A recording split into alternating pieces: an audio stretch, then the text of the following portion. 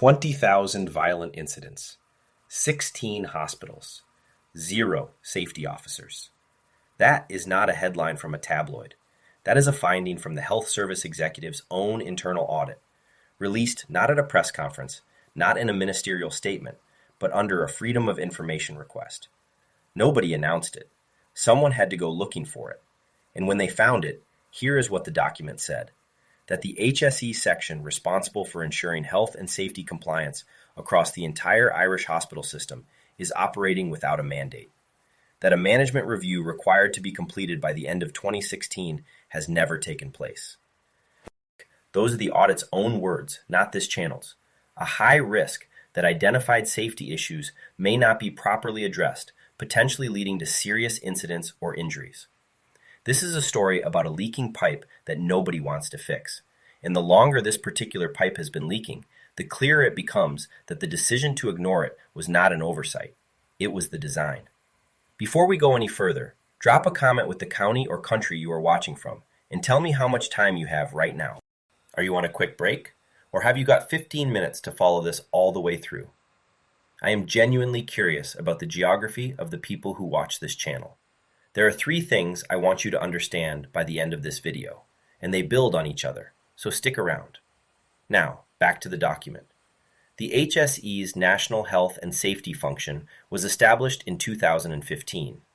It was set up following an independent report. It was given a set of compliance targets. It was given a deadline, a comprehensive management review to be completed by the end of 2016. That was 9 years ago. The review was never done. Operating, conducting audits, issuing improvement plans, staffing a national help desk, all of it without the foundational governance document that would define its authority, its scope, and its accountability. It was a body performing its functions without the legal and structural foundation those functions required. And nobody, apparently, considered this a problem worth announcing. I am not the one saying this matters. Here is who else thinks so.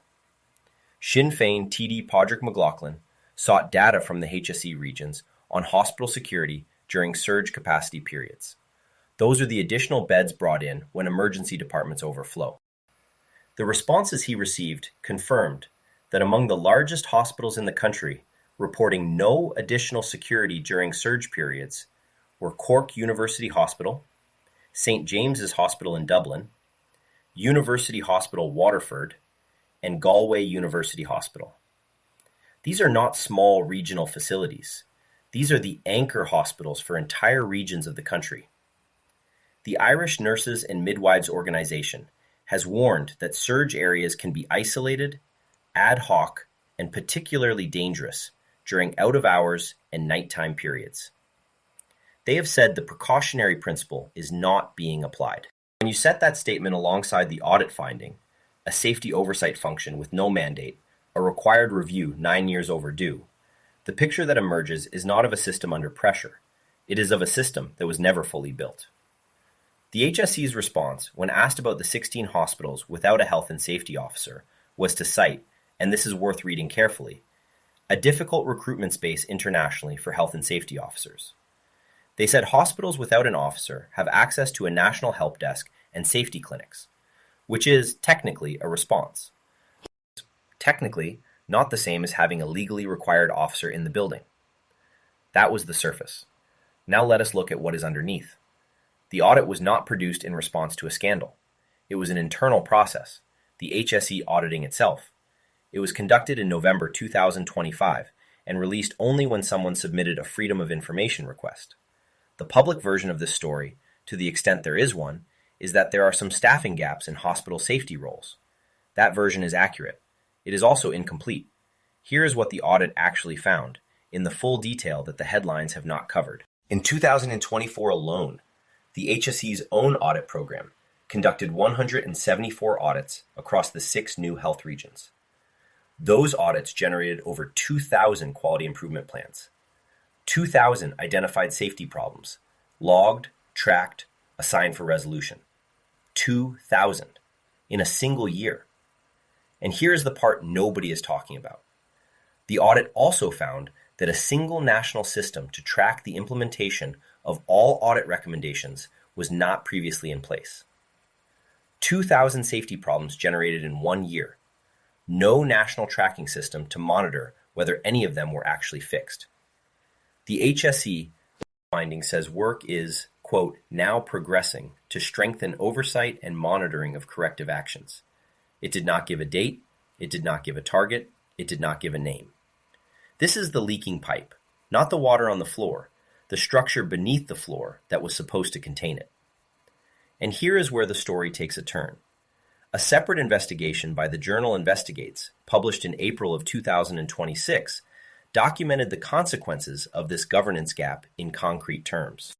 Over the past 3 years, across both H.S.E.-run and voluntary hospitals, a minimum average of 18 incidents of challenging behavior, aggression, or violence were recorded every single day. Every single day. That is the floor figure. The Irish Nurses and Midwives Organization believes the actual total is higher because the figures obtained under Freedom of Information requests are likely an underestimate. The total across 3 years, almost 20,000 recorded incidents, including a documented spike in maternity hospitals, including a rise in recorded incidents of racism against staff. The State Claims Agency has paid out over €3 million in damages over the same 3-year period, specifically for hospital-related violence, harassment, and aggression claims. €3 million from public funds, because staff were harmed in facilities that the system was legally required to make safe. To be clear about what legally required means in this context, the Safety, Health, and Welfare at Work Act 2005 requires a competent person, a health and safety officer, to be appointed at every acute hospital. This is not guidance, this is statute, and 16 of 33 acute hospitals are currently operating without one. If this kind of breakdown is what has been missing from your feed, hit subscribe. This channel covers Irish news the way it deserves to be covered. No spin, no hysteria, just the full picture. Now, back to the numbers.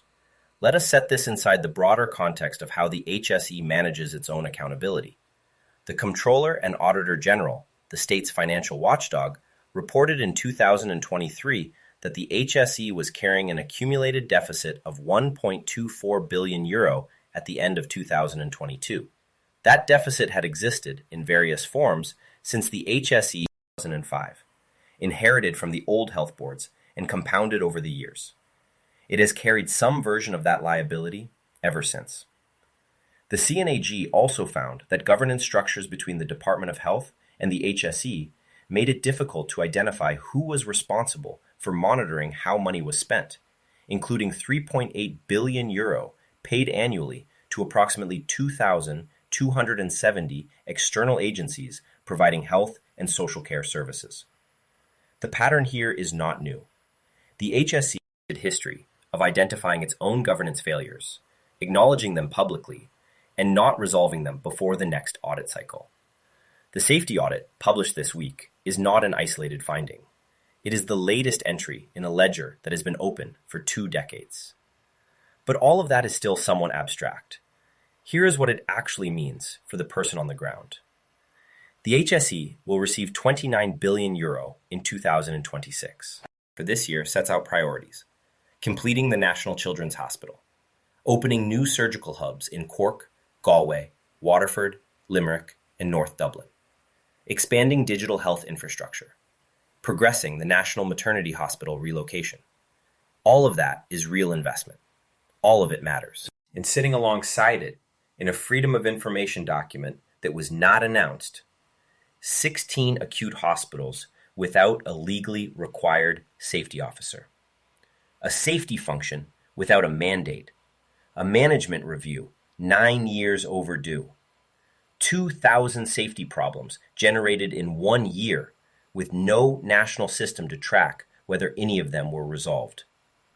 For those watching from the United Kingdom or the United States, if you have a parent, a sibling, or a partner currently attending University Hospital Limerick, Galway University Hospital, Cork University Hospital, or St. James's in Dublin, this is the oversight structure that was supposed to protect them.